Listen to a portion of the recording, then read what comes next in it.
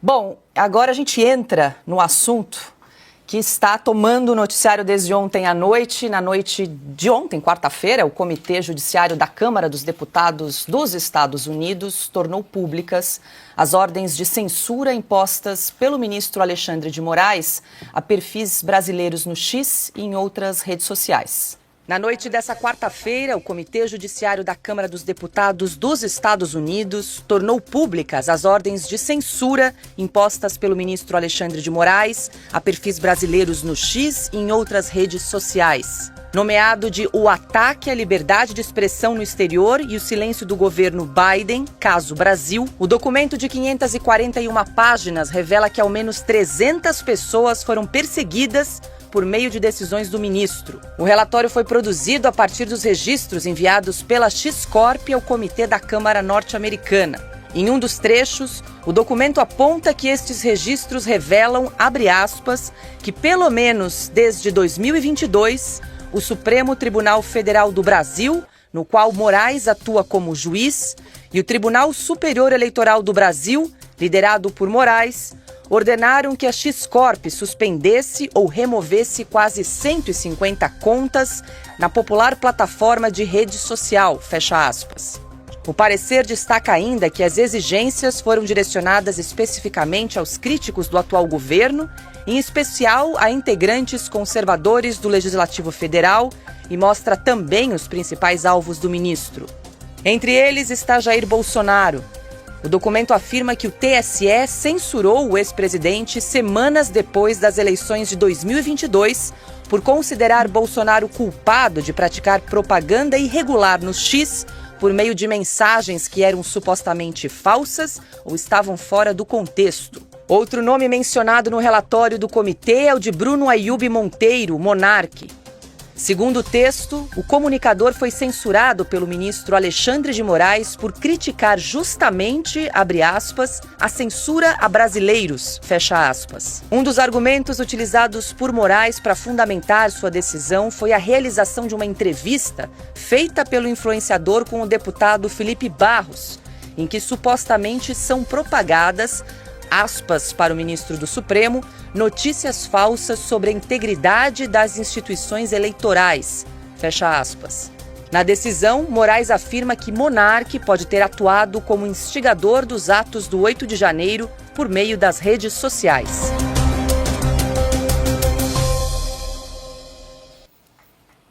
Ana Paula Henkel, muito boa noite, seja bem-vinda. O clima esquentou ontem à noite, é muito bom que hoje, quinta-feira, temos dois correspondentes dos Estados Unidos para trazer aí a temperatura também por aí, Ana. E aí quero aproveitar, nós fizemos aí um retrospecto, tentamos fazer um resumo, porque são 541 páginas, tem muita coisa para a gente comentar aqui ao longo do programa, desse relatório que foi elaborado aí pelo Comitê da Câmara dos Deputados do Congresso americano, Ana. Mas a gente fez também uma arte só para a gente trazer também um cronograma, uma cronologia dos fatos, porque nós temos falado aqui no programa desde o início desse mês de abril que a coisa iria escalar, que a coisa não iria parar, que iria avançar o assunto. E a gente tem acompanhado, mas é importante que quem nos acompanha também do outro lado da tela esteja na mesma página, né, Ana? Porque pode ser que alguém tenha perdido algum fato aí pelo meio do caminho. Então a gente preparou uma arte, que eu vou até pedir para a produção exibir na tela, só para a gente trazer rapidamente aqui a cronologia dos fatos. Então nós temos aí no dia 3 de abril, temos aí, produção, essa arte está pronta para a gente exibir? Senão a gente começa com um comentário. Ah, tá aí, pronto. No dia 3 de abril, nós temos então o jornalista americano Michael Shellenberger, também com participação de dois jornalistas brasileiros, divulgando os documentos do Twitter Files Brasil, que é aquela troca de e-mails aí de funcionários da rede social sobre decisões judiciais brasileiras. No dia 6 de abril, então, o empresário Elon Musk, dono da rede social X, entra com os dois pés nesse embate com o ministro Alexandre de Moraes, se manifesta nas redes sociais, faz aquela frase, aquela pergunta para o ministro Moraes, por que tanta censura no Brasil? E diz, inclusive, que vai liberar documentos e as contas que estão bloqueadas aqui nas redes sociais. No dia 7 de abril, o ministro Alexandre de Moraes, então, incluiu Elon Musk no inquérito das milícias digitais, inclusive estipulou uma multa diária caso Elon Musk descumprisse as ordens judiciais aqui de bloqueio das contas nas redes. No dia 10 de abril, o representante do X no Brasil, o advogado Diego de Lima Gualda, apresenta uma carta de renúncia e deixa o cargo. E ontem, então, dia 17 de abril, quarta-feira, o ministro Alexandre de Moraes autorizou os depoimentos dos representantes da rede social X e culminou, então, ontem com a divulgação desse relatório que foi elaborado pela Câmara dos Deputados, ali esse comitê dos Estados Unidos, divulgando decisões tanto do ministro Alexandre de Moraes do STF como também do Tribunal Superior Eleitoral. Basicamente, a gente fez um resumo aqui para todo mundo nos acompanhar, Ana, e agora quero te ouvir para a gente tentar ajudar também a quem nos acompanha, né? Como é que essas decisões do ministro Alexandre de Moraes foram parar nessa comissão? Qual é a força que ela tem e o poder também de fazer alguma coisa neste momento, Ana? Tem alguma força, algum impacto que essa comissão pode ter, né, nesse momento tão difícil que o Brasil está vivendo? Bom, vamos lá, ufa, né, Paula? Que lenha, não é mesmo? Que lenha, que história, que imbróglio histórico para o Brasil e também para os americanos aqui. Boa noite, Paula, Pioto, Silvio, querido Consta, muito boa noite à nossa audiência maravilhosa. Paula, eu li as 541 páginas. Eu fui dormir quase 5 horas da manhã e eu imprimi todas as páginas e fui riscando ali as coisas mais importantes. E poderíamos fazer um programa inteiro só sobre essas 541 páginas. Esse é o resumo. Tem muita coisa ali para ser discutida, para ser mostrada, para ser exposta, mas eu anotei algumas coisas aqui para a gente conversar, Paula. Eu sei que vamos voltar a esse assunto, então não vou me estender muito nesse primeiro comentário.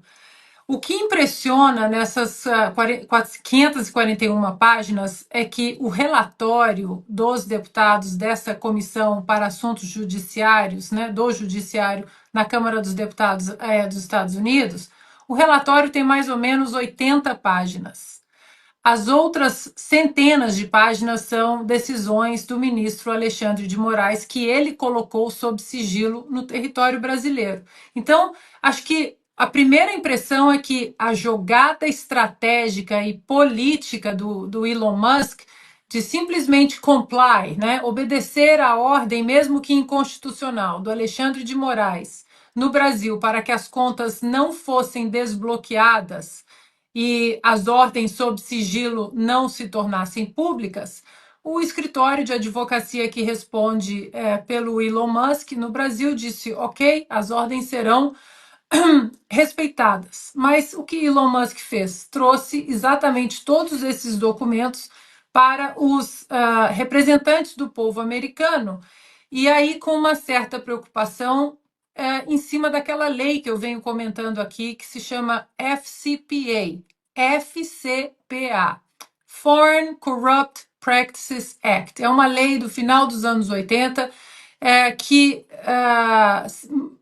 protege, né, os americanos e as empresas americanas, e diz que as empresas americanas não podem violar as leis e as constituições de outros países, nesses países em que essas empresas americanas estejam estabelecidas, como é o caso do Twitter/X. Né? Então, isso levantou muito ali o alerta para os deputados americanos, e agora eles querem respostas.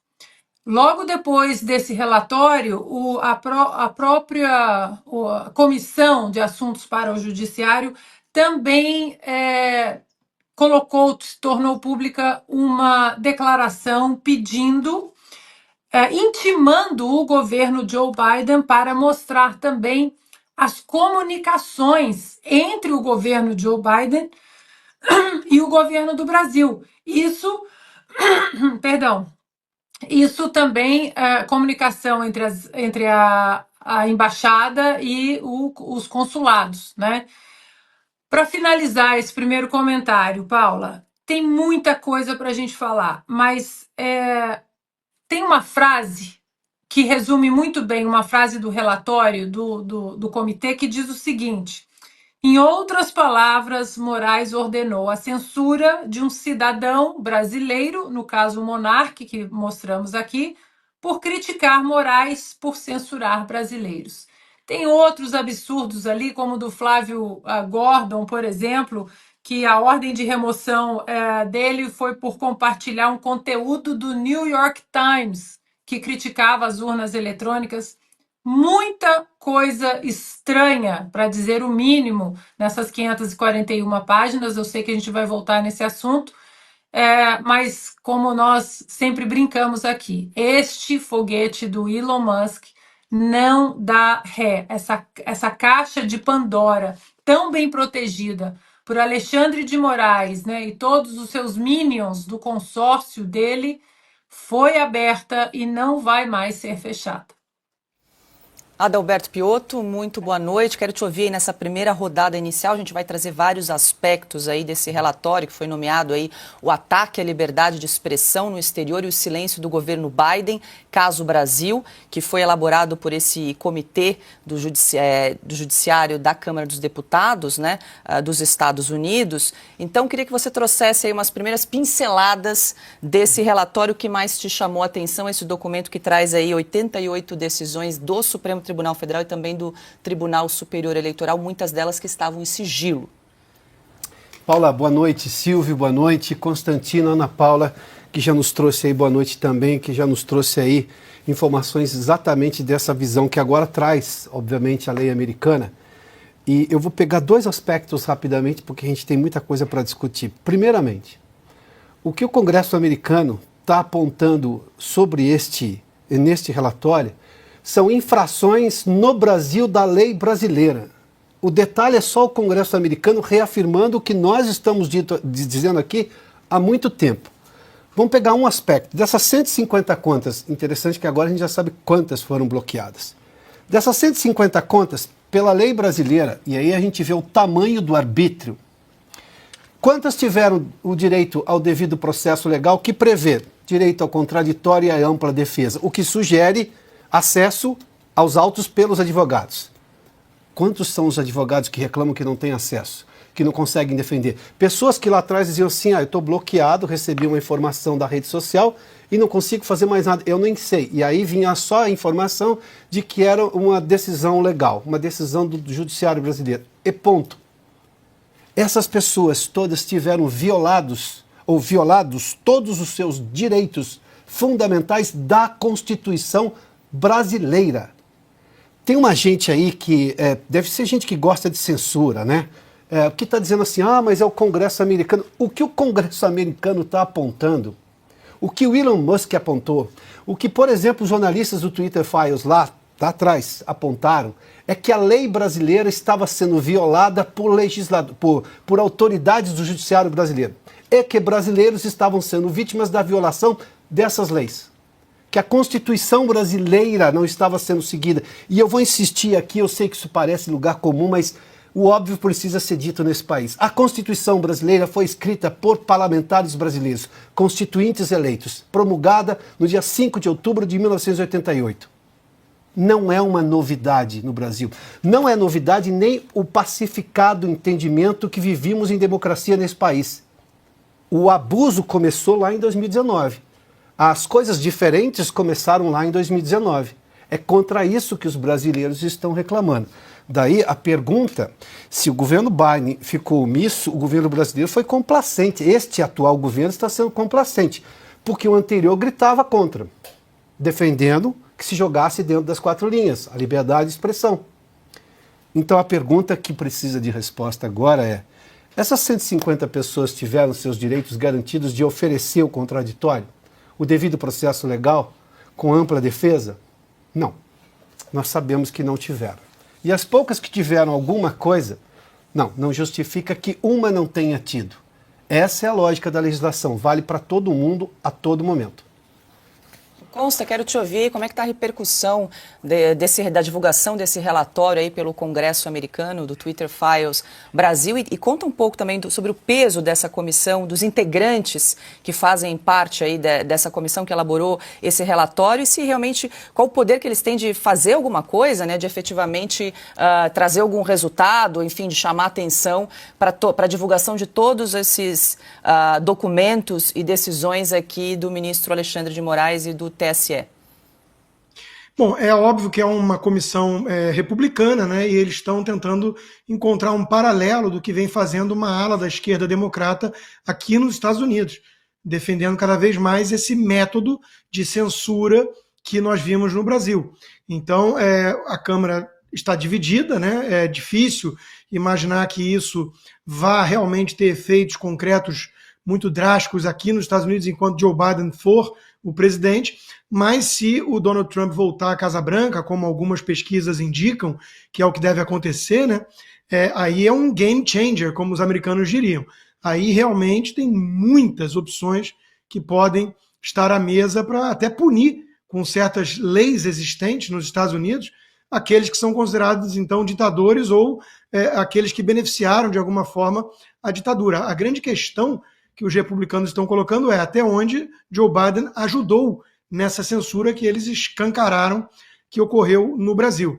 Eu sou parte, né, desse inquérito, vocês vão lembrar que em vários programas aqui na Revista Oeste eu cheguei a fazer um apelo ao ministro Alexandre de Moraes que mostrasse ao Brasil e ao mundo aquilo tudo que ele tinha sobre mim. Né? Eu pedia, tire o sigilo, ministro, mostre se foi feita uma investigação, se tem assessor que, quando não está dando tiro na mulher, está lá esmiuçando a minha vida, né? Mostre ao Brasil e ao mundo o que tem. Teve que vir o Congresso americano mostrar, né? O Congresso brasileiro deveria estar muito envergonhado da sua omissão até aqui. E o que nós vimos, no meu caso e tantos outros, foi isso. Um grau de subjetivismo e arbítrio sem precedentes. Era mais ou menos assim o método do ministro Alexandre. Eu não gosto do que você escreveu, eu não gosto de você, então esteja banido da praça pública da era moderna. E por sinal, me dá aqui seu passaporte e vou congelar também suas contas bancárias, em alguns casos, como o meu mesmo, ele foi tão longe. Né? O caso do Monark talvez seja o que mais chama atenção, porque não tem crime nenhum cometido e ele mandou retirar as garantias fundamentais, coisa que bandido, homicida, traficante preserva no Brasil. Né? É absolutamente estado de exceção. Isso é coisa de ditadura, de tirania. Todo mundo sabe. E o grande papel do Elon Musk, ao fazer dessa forma, por meio do Comitê Judiciário da Câmara americana, foi expor ao mundo todo aquilo que nós já sabemos, que o Brasil não tem mais uma democracia, que o ministro Alexandre de Moraes não fundamentava coisa alguma as suas decisões, que ele não mandava tirar uma ou outra postagem, mas tirar a pessoa inteira, seja porque está replicando um convite de um evento que ele vai palestrar, seja porque é uma reportagem do New York Times, no caso do Flávio Gordon. Quer dizer, é um negócio totalmente escandaloso. Escandaloso. O mundo já sabe que o Brasil vive uma tirania e que o nosso Congresso, que vergonha, né, foi totalmente omisso ou até mesmo cúmplice. Vale notar, Paula, que várias dessas decisões, elas começam a partir de 2022, mas vários advogados que já sabem desse inferno jurídico que o Brasil está vivendo há muito tempo, sem Estado de Direito, várias atitudes começaram muito antes de 2022, né, de arbítrio e perseguição. E olha, isso tudo antes do 8 de janeiro.